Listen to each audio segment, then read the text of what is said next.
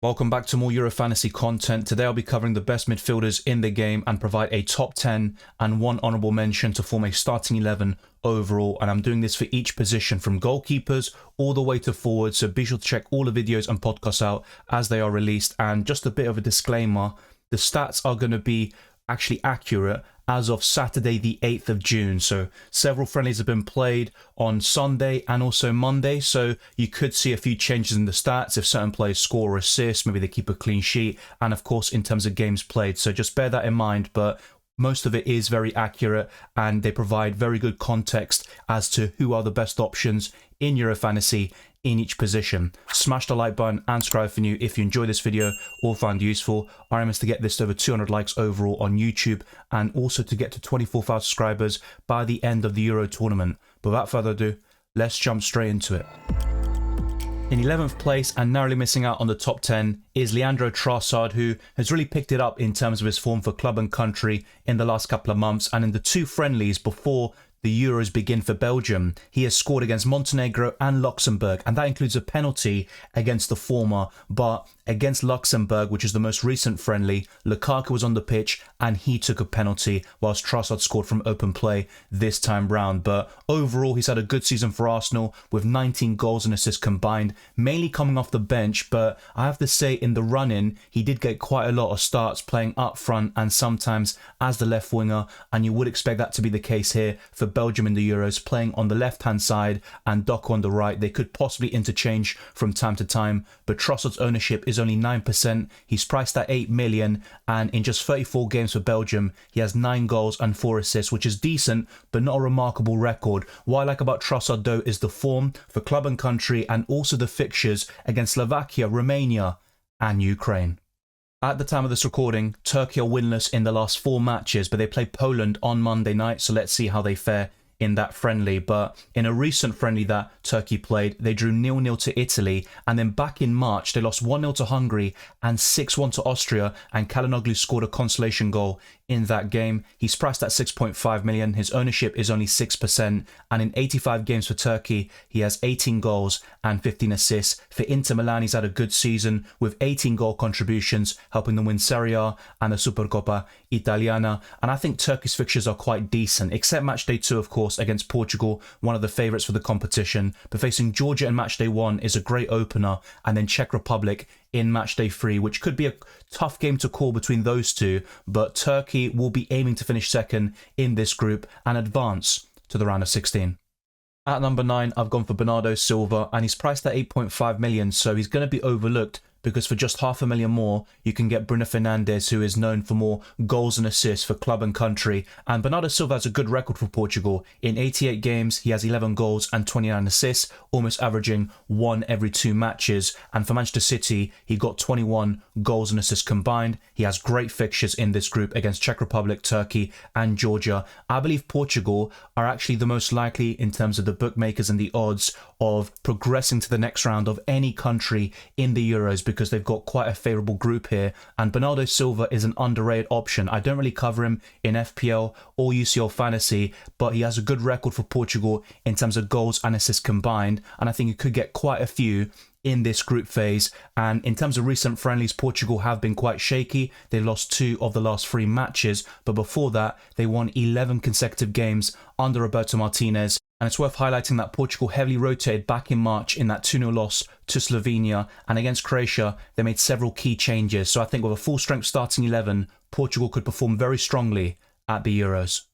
He might not be the same level of player he once was, but Christian Eriksen is capable of some big performances and also getting multiple goal contributions in a single match. And he did it very recently in a 2-1 win over Sweden with a goal and an assist. He played very well in that game, and it was an immaculate performance in my opinion. Before that, back in March, Denmark beat Faroe Islands 2-0 and drew 0-0 to Switzerland, and they also beat Norway in the most recent friendly before the Euros begins, and they won 3-1, and Eriksen came on as a substitute. So in 130 games approximately, he has 41 goals and 31 assists, and this season for Man United he has 4 goals and assists combined, which isn't great, but I do think he steps it up at Denmark with a more attacking role here at the national team. He's priced at 7 million. He's a mega differential with 3% ownership, and I think he's definitely worth considering for Matchday 1 and free. And to be honest, the way England are defending, I wouldn't rule out Matchday 2 as potentially being a decent outing for Eriksen and the other Denmark players. But you definitely want to look at Matchdays 1 and 3, and Denmark have some good options across all areas of the pitch, and Eriksen is certainly one of them.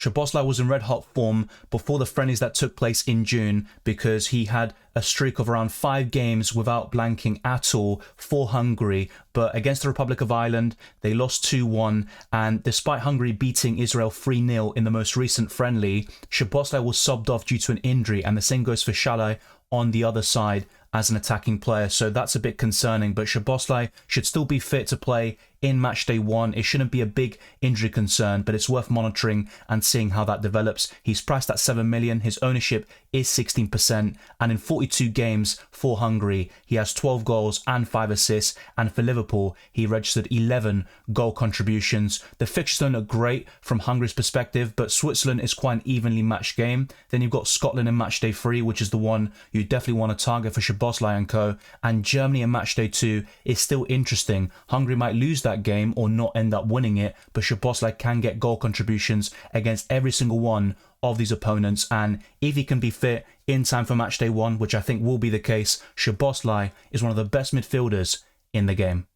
I'll be completely honest here, Wirtz is in this top 10 purely on his potential as a player and what he has shown for Bayer Leverkusen, not just this season but throughout his entire career. He hasn't really translated that form to Germany just yet. In 18 games for the national team, he only has 1 goal and 4 assists, but for Bayer Leverkusen, he registered 38 goal contributions in a historic double-winning season, which almost saw Bayer Leverkusen go the entire season unbeaten across all competitions. They reached the Europa League final and lost that 3-0, but it was still a great effort by Leverkusen, and Wirtz is priced at 7.5 million. His ownership is 38%. It is going down drastically, and I think it was at one point almost 50% when I made the first draft video and podcast, but Germany's fixtures are quite good from their perspective. They face Scotland, Hungary and Switzerland in that order, and Scotland is probably the most appealing fixture of the lot. But to be fair, Germany are expected to win every single one of these games. I think there could be a draw or a loss in this group for Germany, and it's about time Wirtz steps up on the international stage and delivers for Germany. I think Euro 2024 could be his breakthrough tournament on this stage, and I think Wirtz is going to deliver in the group stages.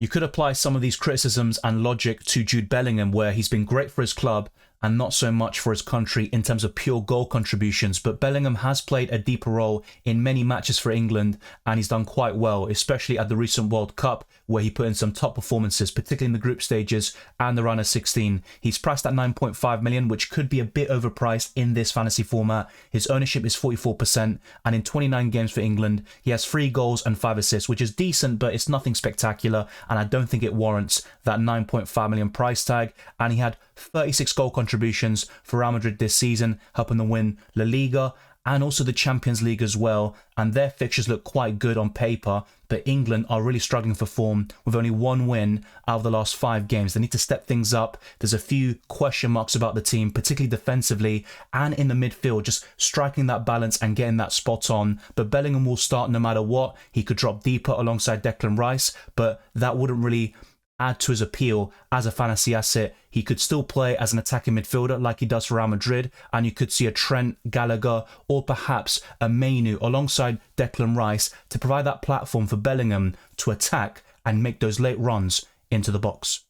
It's possible that I'm ranking Foden way too highly, but just like with Bellingham, he's a very template option because of what he's done for his club this season, with 39 goals and assists combined for Manchester City to help them lift the Premier League title. For England, he has 4 goals and 8 assists, which is decent in just 34 matches, but I think some people might be disappointed by those numbers, and Foden hasn't done it yet in terms of a Euros tournament or the World Cup, but maybe this will be where he rectifies things and announces himself as one of the best players on the international stage as well. And the fixtures are good from England's perspective, but Slovenia in Matchday 3, that's the one that looks the easiest, but they have 8 wins out of the last 10 matches, which includes a 2-0 win over Portugal back in March. So maybe England will struggle a little bit more than we'd expect based on the fixtures on paper, but you'd still expect them to go through to the round of 16, and they really are one of the favourites for the tournament despite their very poor recent form with that 1 win in the last 5 matches. So Foden for me is ranked at number 4. Bukayo Saka is very underrated for England, with 33 games played, 11 goals and 7 assists, winning back-to-back Player of the Year awards for England. His ownership is only 14%, so most people will be going for Bellingham or Foden, but I think Saka is even better than both of them on the international stage, and if these trends continue, I think Saka will be the one to go for, especially at that cheaper price point of 8.5 million. And for Arsenal, he registered 34 goal contributions, winning the Community Shield and finishing runners-up in the Premier League. And once again, the fixtures are quite good on paper. I think England will win 2 of these matches. There might be a slip-up, but Saka can get several goal contributions in the group stages and continue this in the knockouts. Kevin De Bruyne is in great form at the moment. He played very well in the recent friendly against Luxembourg. He didn't register a goal contribution in this particular match, but just before against Montenegro, he scored and also played very well. So I think Kevin De Bruyne could arguably be the best midfielder in the game, but there's a certain 9 million one from another Manchester club in the Premier League that just pips him. But Kevin De Bruyne, priced at 9.5 million, is owned by 20% of all Euro fantasy managers, and he actually marked his 100th game with 27 goals and 49 assists. That's a very impressive record. And for Man City, he also got 24 goal contributions in only a matter of 25 matches or so. A very good record as well for Kevin De Bruyne for club and country, and the fixtures are stellar. Belgium are in good form. They're unbeaten in the last 13 matches, and they're keeping quite a few clean sheets, scoring goals at will, and I think Belgium can go very far in this tournament. I have gone for Bruno Fernandes in top spot. It's really a coin toss between him and Kevin De Bruyne. Let me know down in the comment section below who you would go for. But Bruno Fernandes is priced at 9 million, so you do save 0.5 million in terms of price. His ownership is 27%, and in 66 games for Portugal, he has registered 22 goals and 19 assists. And also he had a slow start for Man United this season in terms of goal contributions, but he ended up with 28, including that winning assist against Manchester City in the FA Cup final. Very good fixtures here for Portugal, which is another reason why I've gone for Bruno over De Bruyne and the rest on this list. I just think Portugal have the best fixtures on paper. You'd probably argue Belgium are second or third in terms of the FDR, the fixture difficulty rating, but there will be some surprises in the Euros, particularly in the group stages, and then going into the knockouts we could see 1 or 2 as well. But Portugal should advance to the next round, and Bruno Fernandes will be pivotal, as he is for both club and country.